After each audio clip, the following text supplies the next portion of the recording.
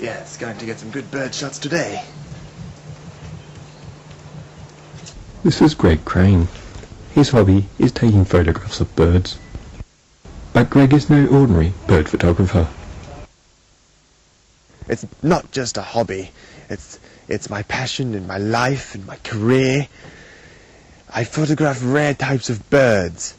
And, you know, I don't like to photograph the common birds like finches and seagulls and pigeons and kookaburras and cockatoos and cockatiels. And, yeah, rare birds are just more satisfying when you finally get their picture. Because then you can just look at it and go, yes, I found that bird, and I photographed it. Greg believes if it wasn't for his parents, he would have never gotten into bird photography as a hobby. It all started when I was a small boy, living just outside of Launceston in northern Tasmania. My parents would frequently beat me or molest me, and I've often found that my only retreat would be in the bush surrounded by the birds. So I would often run in there and just sit there watching the birds, maybe take a few pictures. That is until my father would find me, scare them away, and beat me with a stick. Quite severely. He'd tell me real men don't watch birds. We drink beer and scratch ourselves. But I was never really into that. I like the birds. At the moment, Greg is in Coles Bay in the off chance that an emperor penguin will swim by. It's quite a large penguin, like a small man or person, and it's a penguin, and it's quite rare, and I think it would make a great addition to my collection. After talking to some of the locals, Greg feels people do not take him seriously. I was recently talking to the owner of a small restaurant in the area, and he was telling me some things that he thought I should need to know. I won't mention his name nor the name of the restaurant for legal reasons, because he told me not to, or he would sue me. And, well, his exact words were, "You will never find an emperor penguin in Coles Bay, you." Yes, he wasn't exactly very supportive, but you meet people like that in this business from time to time. It's just a fact you need to get used to. At around 11 o'clock, Greg makes his way down to the beach, after a tip-off from a group of teenagers.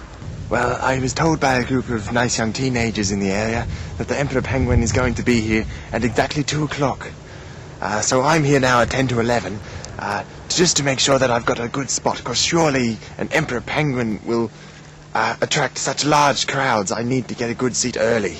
But after 4 hours of sitting on a rock, the emperor penguin fails to show. Well, I was unable to get my photograph of the emperor penguin today, but you know, that's the business I'm in. Sometimes you win, sometimes you lose, sometimes you're lucky, sometimes you're not. Today was one of those not days. It doesn't dishearten Greg, as he always has several bird challenges on at one time. I'm also after the dodo bird as of now. I've been told that the dodo bird has been extinct, but you know, I'm sure I can prove them all wrong. Greg likes the Coles Bay area and believes there are lots of chances for bird photos. Yes, I like this area for photographing birds. I haven't seen any rare birds around here yet, but there are so many common birds. How can then... Oh, look, a falcon!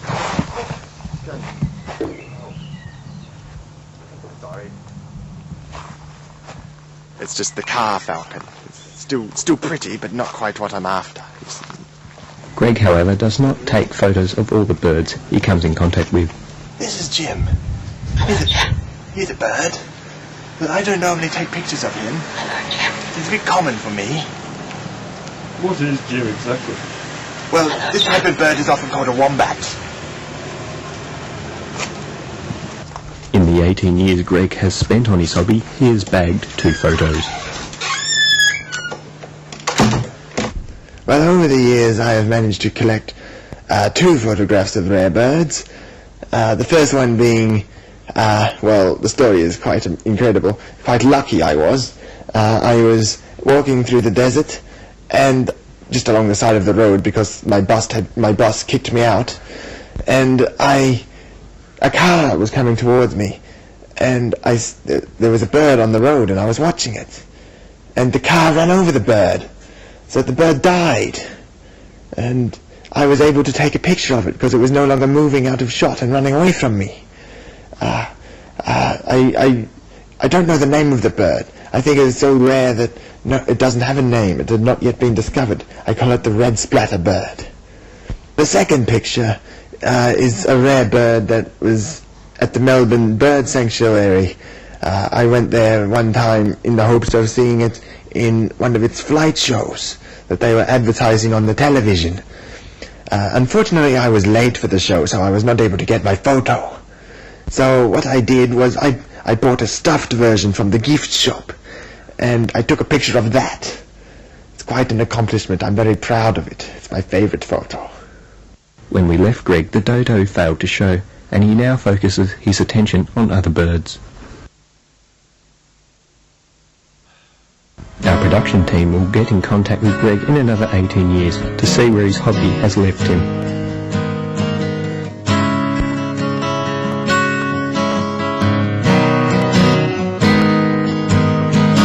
Mama, she has taught me well, told me when I was young, son, your life's an open book, don't close it till it's done. The brightest flame burns quickest, that's what I heard her say. Son's heart's old to mother, but I must find my way.